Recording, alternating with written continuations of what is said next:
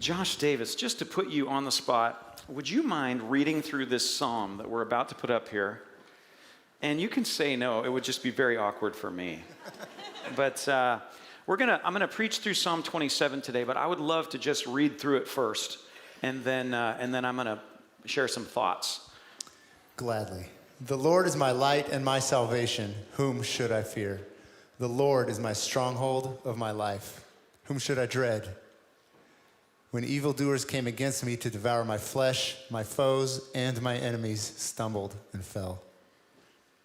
Though an army deploys against me, my heart will not be afraid. Though a war breaks out against me, I will still be confident. I have asked one thing from the Lord. It is what I desire, to dwell in the house of the Lord all the days of my life, gazing on the beauty of the Lord and seeking him in his temple. For he will conceal me in his shelter in the day of adversity. He will hide me under the cover of his tent. He will set me high on a rock. Then my head will be high above my enemies around me. I will offer sacrifices in his tent with shouts of joy. I will sing and make music to the Lord. Lord, hear my voice when I call. Be gracious to me and answer me. My heart says this about you. Seek his face. And Lord, I will seek your face. Do not hide your face from me. Do not turn your servant away in anger. You have been my helper. Do not leave me or abandon me, God of my salvation. Even if my father and mother abandon me, the Lord cares for me. Because of my adversaries, show me your way, Lord, and lead me on a level path. Do not give me over to the will of my foes, for false witnesses rise up against me, breathing violence. I am certain that I will see the Lord's goodness in the land of the living. Yeah. Wait for the Lord. Be strong and let your heart be courageous. Wait for the Lord. Amen. Thanks, Josh. So yesterday I was, I just said yesterday I was going to make this seem like it was in the far distant past, but now we're in, so here it is. Karen and I were doing errands yesterday. We took a Sabbath on Friday, and then we were just puttering around the house getting things done, and she was out in the yard and doing some things, and I looked over to this woman that I've been married to for 28 years, and I'm like, good Lord. Everything about that is right and good.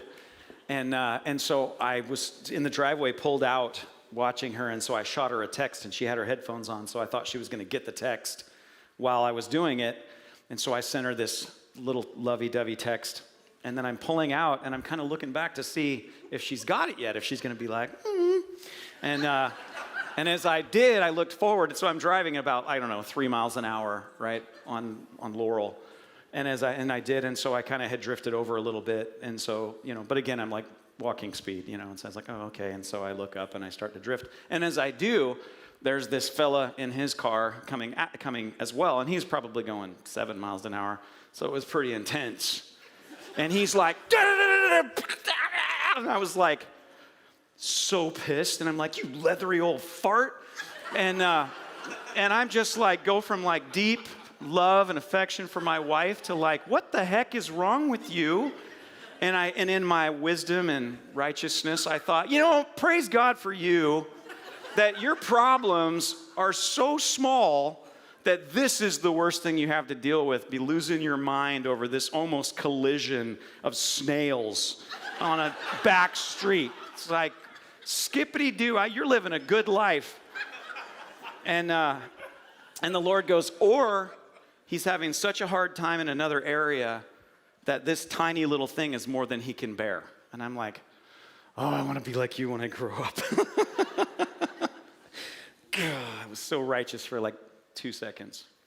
But it really stuck with me to think about, I have no idea what was going on in that guy's life, but I do know that that was more than he could bear in that moment. And you just don't know, it's like a heart, only your own heart knows its own pain. So you really can't know fully what someone else is going through. And I think that's really important for each of us to understand in loving well is I can only know what you're going through by communicating with you, by seeking to be empathetic. I think I shared this with you before. There's a sign.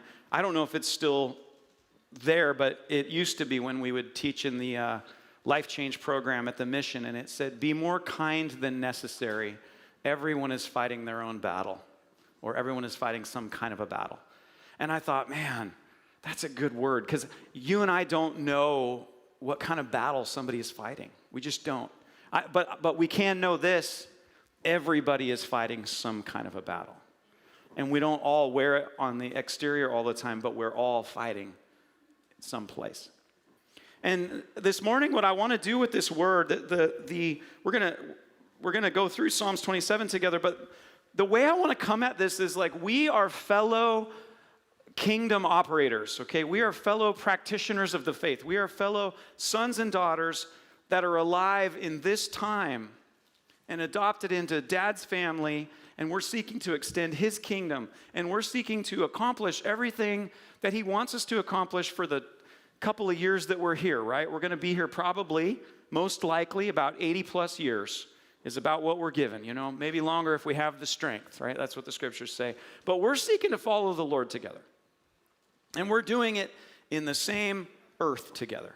And so I want us as like friends today to look at this scripture to get together and be like, okay, let's learn together. And so can we do that? All right. So in that spirit, the first thing that the psalmist is talking about, and this is David, and how many of you guys know that David lived on this earth like we do, and he was facing some very extremely hard situations, and he dealt with a lot of them really, really well. He also really, really screwed up sometimes too, but he always just ran back to the Lord.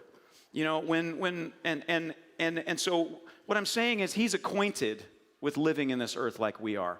And so I want to glean from him in this psalm, how do we deal with the very real issues that happen in this world, the very real anxieties that happen in this world? I don't know if you guys have noticed, but man, it's like fear is for sale. Have you noticed that? I mean, it is just like everywhere you turn, it's like, hey, be afraid, buy this. Be afraid, take this course. Be afraid, vote this way. Be afraid, join this cult. It roams the street, right? I didn't mean this cult. This cult's fine. Wait, just kidding. Sorry. It's the spirit of the age, right? It's the spirit of the age. There's a very real sense of urgency. There's a very real, it's around. You look around. And by the way, guys, there's plenty to be concerned about in this earth. These are not made up issues that we're looking at. They're very real issues. And yet God has called us to be a people of peace, a people that also engage in an abundant life, a people that walk in love and are peacemakers, that we walk with the Prince of Peace. So it's like, how can this be? So as we're walking through this world together, how do we do that? How do we deal with those anxieties? How do we deal with those pressures? How do we deal with those like long fought battles? Right? Everybody in this room is fighting a battle. Some are longer than others, but we're all engaged in something. And so he begins with this. The Lord is my light and my salvation. Whom should I fear? The Lord's the stronghold of my life. Whom should I dread? Well, then he lists it. When evildoers come against me to devour my flesh, then my foes and my enemies stumbled and fell. But he doesn't say no one came against him. They came against him. There's things coming against him. So this is real. Though an army deploys against me, my heart will not be afraid. Though a war breaks out against me, I will still be confident. The first thing is that with David, this is not just an internal battle. There are actual enemies. And guys, in our life, like, these are not just internal battles that we're fighting, right? When we're dealing with fear, when we're dealing with anxiety, when we're dealing with a consistent sense of pressure or dread, a sense of urgency that's going on. I mean, you guys know what I'm talking about? It's real, okay? And it's not just an internal battle, because you know what? In this earth, there are actual enemies, physical, spiritual, Also, the results of the fall. Some of us in here are struggling with mental illness, and it's not any fault of our own. There's a physical issue, whether you inherited it through DNA or circumstance or what have you. Like, again, it's very complex. There's myriad reasons for it, but it's the battle that has found you, and your only choice in that is, do I fight? Right? My daughters get tired of me sometimes because one time one of my daughters said, "Dad, you always say the same thing." I know, wouldn't it be worse if I'd said something different every time? In my defense. But one of the things I consistently say is this: we don't get to choose what battle presents itself. We just get to choose whether or not we're going to fight it. We don't get to choose. And so for some of us that are in that place, you might be dealing with depression or discouragement or some form of mental illness or some malady or a physical situation or someone that you know. Like, you didn't get to choose that. We don't get to choose that. But we do have some agency in how we're going to respond to that. And so this is part of what I think the psalm helps us with, is that invitation to respond in a way that's going to be beneficial unto the kingdom and beneficial unto those people that are near me. Maybe choose something other than, "You leathery old fart, get happy." Maybe it would have been helpful. I don't know. I said it inside of the safety of my cab. He wouldn't even have known I was upset. I just smiled and was like, "Oh, sorry," and just swerved over. And I'm like, "Leathery old fart." So it probably would have been more ingenuous. Please forgive me for... Thank you. All right. So here's something that I think is really important. If we are going to continue to walk in peace as God has called us and continue to be able to thrive, I think is the right word, thrive and survive in this life, and to move forward in what's available through Christ and his kingdom, then we have to deal with reality as it is. How many of you guys have heard the prayer of serenity, right? If you go to AA, then there's a prayer of serenity, and part of that prayer is, "God, help me to accept the world as it is and not as I would have it." Right? That right there is like, I'm out. I'm like an intense, optimist, idealist person. It took me a long time to be okay with that prayer. I'm like, well, that's just like giving up. Well, anyway, I came back. I'm like, "God, help me to accept that," right? And then it follows with this: "And help me to change the things that I can, and to have or to change the things that I can, and to accept the things I cannot change, and the wisdom to know the difference."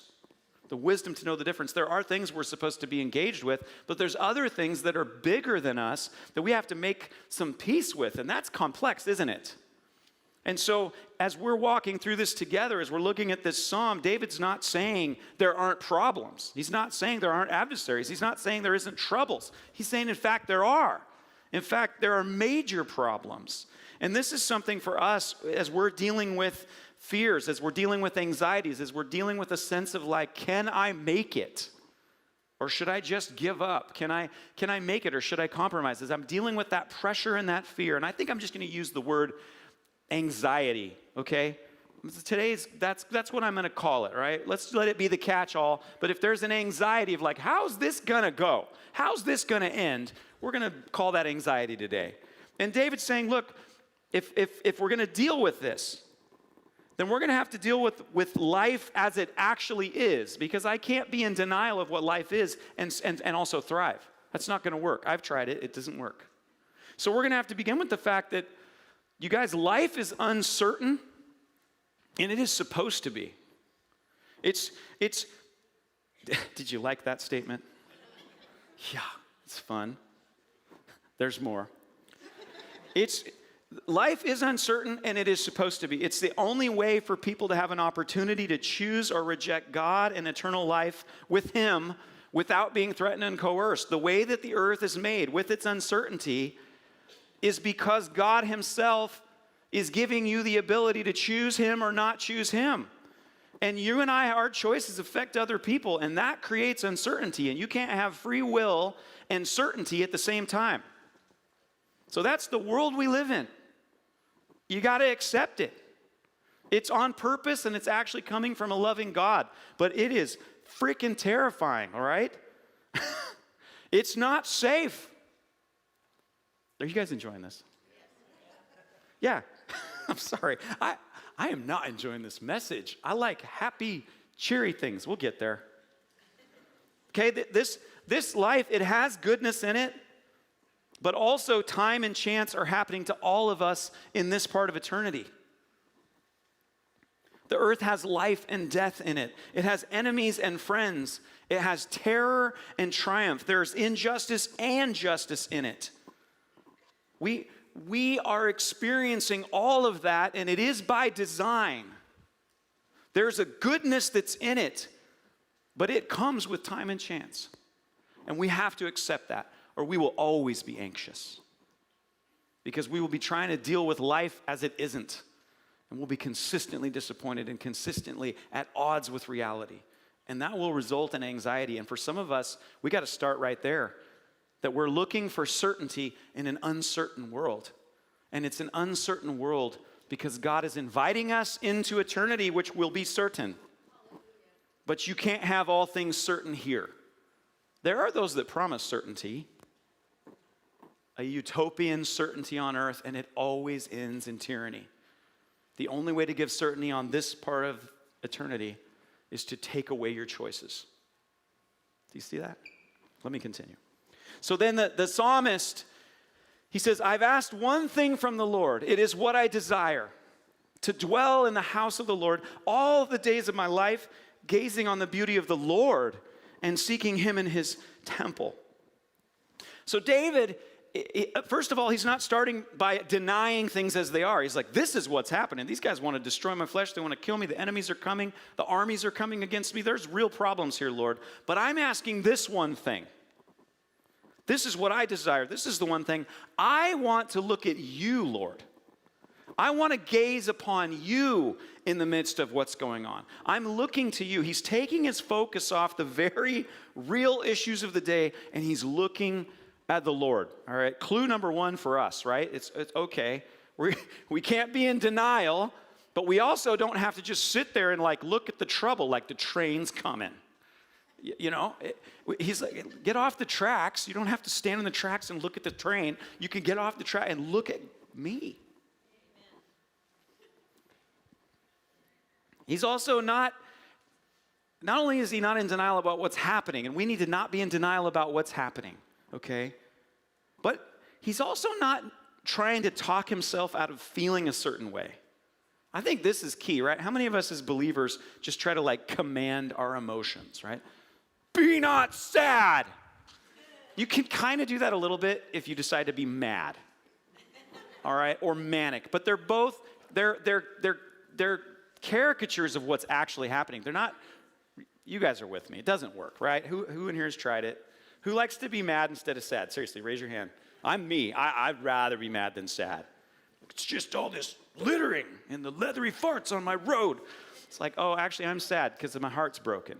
It's projecting, right? Transference. But rather, what he's doing is he's saying, okay, I'm not going to try to trick myself into feeling a certain way, but I am going to focus on God. There's a choice that's there. He's taking agency. He can't actually change that there's enemies coming against him. He doesn't say, you will make it to where no enemies ever come against me. He says, no, when the enemies come against me, you will be my salvation. And I'm choosing to look at God. I know this is basic, guys, but when we're in it, it's hard to do, isn't it? But it's vital that I don't try to say, okay, but I'm going to feel differently. It doesn't work. It doesn't work. We're going to touch on that a little bit more. But commanding yourself to feel differently is oftentimes like truncating the voice of your soul. You're just trying to shut it up. You're giving it no voice. Hey, soul, I know you're weeping right now, but just shut up.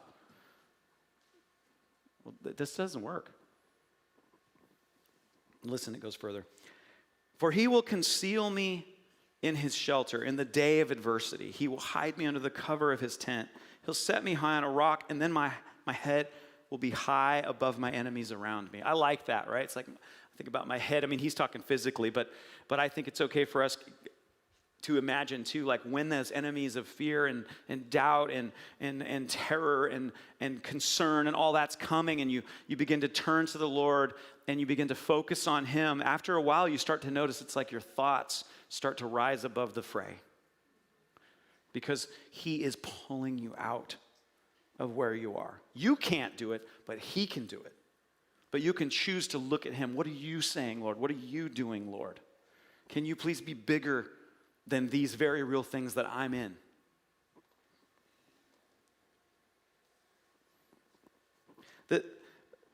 There's a shift that's happening right now. And this shift too that David's doing is that he's saying, okay, I am going to set my eyes on God. I am going to set my eyes on the one thing in this life that is certain. If we are trying to make an uncertain world certain, we're always going to have anxiety. But if I will focus on the things that actually are certain, which is that God himself will be with me in the midst of all things, and he will preserve me. He will bring me through. I don't know what the timing is. I can't come in here and say, listen, do these 3 things and this outcome will always happen. That's called certainty. Here's what I can tell you. He will certainly be there when you call on him. And he will give you everything that you need to walk through whatever it is that you're facing. Those things are certain. And he will, in that perfect day, he is going to defeat death. Every injustice is going to be spoken to, and justice is going to be brought. The wicked will perish. Those that reject God will perish. And those that want God will live forever. And there will come a day where there is no more tears, no more death, no more pain, no more trafficking, no more being molested, no more mental illness, no more cancer, no more divorce. It'll be so good we actually won't be married anymore. Did you know that? We'll all be brothers and sisters. No more. It's forever with him together as a family, enjoying his original desire for everyone that chooses him. That's certain. And in this time, as we go through the uncertainties, we actually look up and we focus on him and the certainty of who he is and will be, but also who he is now. You see that? The only certainty we have is God with me, God for me, and God will come and make all things new at the perfect time. He continues, I'll offer sacrifices in his tent with shouts of joy. I'll sing and make music to the Lord. Lord, hear my voice when I call. Be gracious to me and answer me. I said just a moment ago, like we can't command ourselves to feel a certain way. When we do that, oftentimes what we're actually saying is, shut up, soul. I don't want to feel this way right now. I don't want to hear it. I don't want to be weak. I don't want to be in pain, whatever it is. But it is vital that we allow our soul to speak. You let your soul speak. Look what he says. He says, I will offer the sacrifices in his tent with shouts of joy. But he also says, Lord, hear my voice when I call.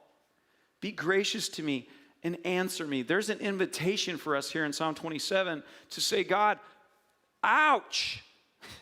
God, God, I feel nothing. Whatever it is that you can bring it to the Lord.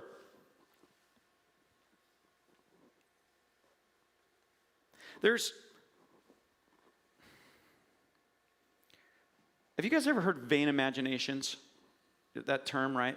Vain imaginations. What that means in the scriptures, vain imaginations, is where I take my imagination and I use it to imagine all the terrible things that could happen in the area of the thing I'm afraid of. Has anybody ever, you know what I'm saying? Like your wife's late from work and you're like, oh my God, she's probably dead on the side of the road. It's probably over at that one four-way that I'm always worried about. That's probably what it is, or you get like a new little bump on your arm and you're like, it's probably cancer. That's probably what I went to the dermatologist because I had one that was like getting weird. And I'm like, that's weird. And it just kind of kept growing. And I'm like, no, it's more weird. And I'm thinking, oh, geez, I'm going to die of cancer. Not even going to meet my grandkids. This was a little while ago. And so I went into the doctor and to get it looked at. And so, she comes in and she's like 12 years old. And I'm like, I have cancer. And at some point I got old because I seriously was like, are you kidding me? This kid walks in, is like, hello. I'm like, oh, come on. So I'm old and I'm dying of cancer. Anyway, she looks at it and I go, so what's up? And she goes, oh, yeah, that's totally normal. She's like, that's just a little aberration. It just happens as you age. Come on. But here's the point. I had spent a lot of time thinking about what it was before I went and talked to that child doctor, Doogie Howser.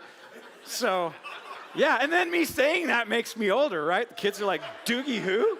Anywho, all right. But I took time to meditate on like all the bad things based on a small amount of information and my fears. That's vain imaginations. It's like extrapolating upon what might happen, the things that you're afraid of.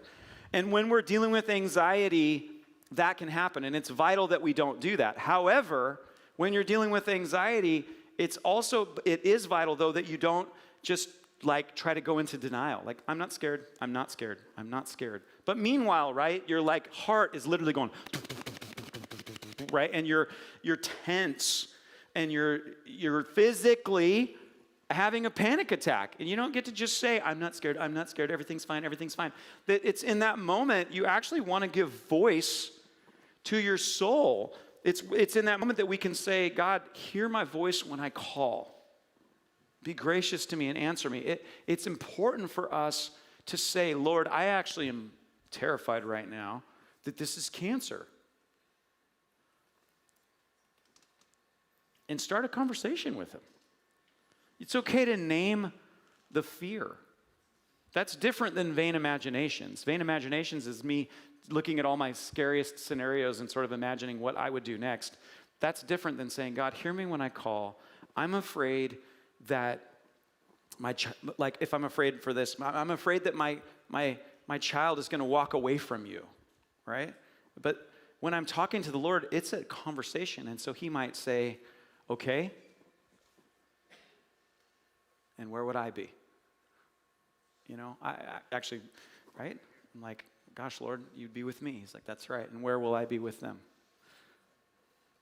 I think you'd be with them. He's like, that's right. It's like, oh, I feel better. Right? Is it the end of their life? Whatever. It's a conversation, but the point is, call out to him. I'm trying not to be too narrow about this application. Call out to him. He is a person, and he wants to respond to your soul where you are. So whatever your point of anxiety it is, talk to him about it. Invite him into that. Turn it into a conversation. Does that make sense? He will hear you. In the 16th century, it's interesting, there was this thing that happened, maybe some of you guys have heard it, but there was a phenomenon that happened, and there was a French king, one of the Charles, and he believed that he was made of glass. Like, he was a really powerful, athletic dude, very well liked, did a lot of great things, and then at a certain point in his life, he developed this phobia that he was made of glass. And this is real. And so he would wear clothes. He made them make clothes with metal rods in them. And he wouldn't let his advisors get too close to him because he was afraid that if they touched him or if he fell, then he would break, because at some point, somehow, he began to believe that he was made of glass and he would shatter if too much happened to him. And as I was reading about that, I was thinking like, well, first of all, that's just fascinating. And it's kind of funny to the person who doesn't believe they're made of glass. To the person who's made of glass, suddenly you're like, I'm fragile. Like, I need I can't handle too much of this life. I can't handle being jostled too much. I can't handle more than what I'm currently facing. Like, I need this in my life. And I started thinking about this with regard to the level of anxiety that people are dealing with and the level of things that are coming at us. And at a certain point, I don't know about you guys, but we reach our limit and you can almost start to feel like you're made of glass. Like, if one more thing happens to me, I think it might break me and I don't know if I can make it. You know what I'm saying? And I feel like what we can be invited into here is that David is inviting us to look at what's true, regardless of whether or not we feel like the next thing might shatter us. That we can look at what is true, we can turn to the Lord and say, okay, I might feel like I'm made of glass, but no matter how much that feels true right now, no matter how much it feels like I can't handle one more thing, I'm not made of glass. It's not helpful, it wouldn't be helpful to someone who believes that they're made of glass for you to tell them, well, if you feel that's true, then it probably is. Because that's a lie. I mean, you're agreeing with something that's not true. But if I'm to be empathetic with somebody who believes that they're made of glass, I also want to be helpful without adding to the amount of anxiety that they're having. So what could I do in that situation? And I think for all of us, what we can do is we can point to what is true. What is true? He will never leave you or forsake you. This will not break you. He is with you. He is with me. So when I am in those situations that are more than I can bear and I feel like the next thing will shatter me, then I can turn and look at him and remember, you know what? He's with me. This won't break me. I am not made of glass. Even if I feel brittle right now. My heart says this about you. Seek his face. Lord, I will seek your face. It's like he's saying to his own heart, listen, we're going through these things, but I'm telling you, he's going through these things and his heart is telling him, yes, but seek his face.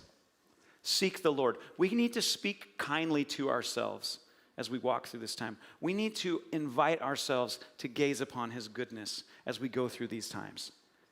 We need to remind our own heart with kindness, you're not made of glass. Seek his face. Seek what he has to say at this time. Even though you don't feel better, you can still look at what's true. You don't even have to measure whether or not you feel anything at all when you're in it. You can speak to your own heart. You can make that choice. Amen?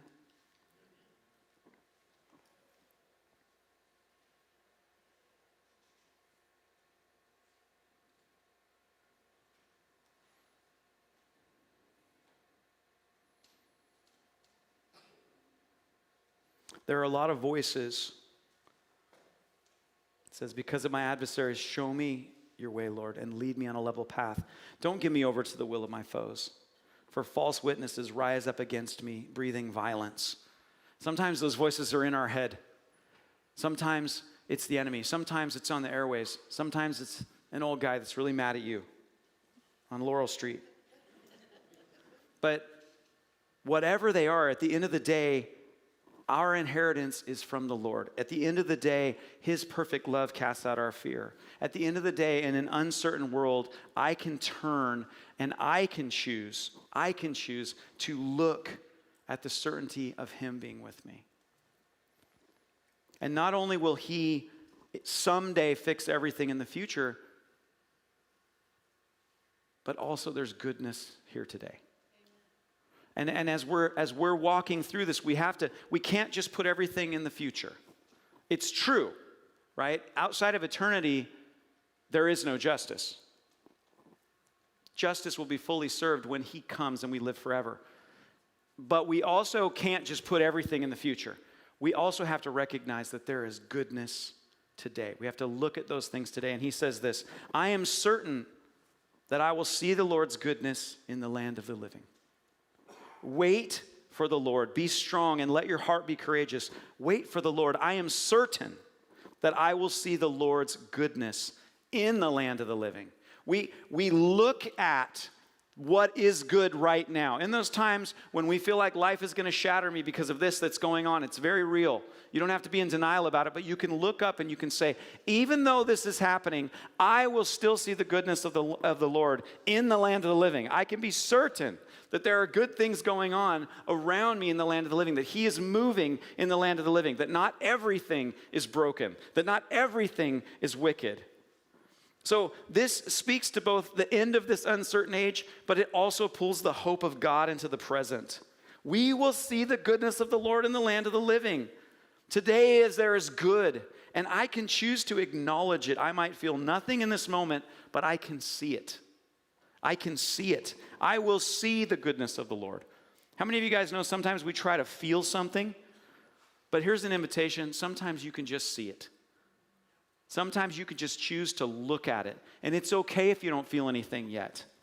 It's okay. You can look and go, I can see it. I might not feel a thing right now, but I can see that. I'm acknowledging it's there. That's my win. That's my power move right now.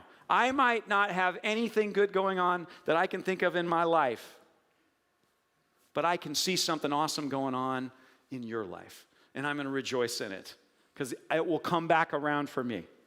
And after a little while, you do start noticing more. When you start if you guys ever notice that you find what you're looking for? Like if you're looking for brokenness, you're going to find it. But if you're looking for goodness, you're also going to find it. So when we do this is our power move, okay? Today, I'm going to find it. Today, I'm going to acknowledge it. I might feel nothing, but I'm going to look at it. I'm going to see it. And I'm going to wait for God to redeem all things. I'm going to have to wait for all things, but I can be a witness of what's good right now. And I like this. I like this because I don't know about you guys. Does anybody here get discouraged? I know you're like scared to admit it now, right? You're like, oh, I mean, yes. I mean, maybe, I don't know. I get discouraged, okay? I'm a guy that's up, okay? But there's a down on the other side of this. And when I'm in there, I got to fight. And I like this, right? This is an act of defiance to the dark thoughts, the very real brokenness around, the enemy, even the circumstances that make me feel brittle and fragile and tired. The act of defiance is to point towards the good.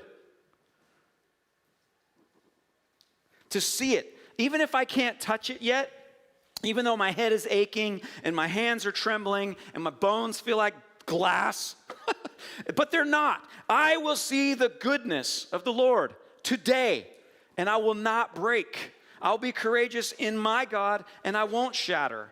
I'm not made of glass. I'll see the goodness of the Lord in the land of the living. And you know what ends up happening? After a while, I also notice that my emotions do catch up. They do catch up. Sometimes it's not the same day. Sometimes it's not the same week. But they catch up. And I find that place by looking and remembering that I will see the goodness of the Lord when I look to him. Are you guys with me? So I want you to be kind to yourselves. I want you to be empathetic one with another. I want us to be good listeners.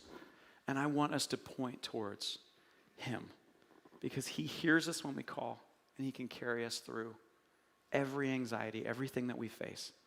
Amen? I hope this was helpful. I want to ask, we're going to have a time for prayer, and I'm going to release you right now. But before we started, Kristen got this very quick word, and I think it's a point of invitation for prayer today. So she is speeding on up here. And I want the prayer team to come up here because we want to be able to minister to you guys today. So, Kristen,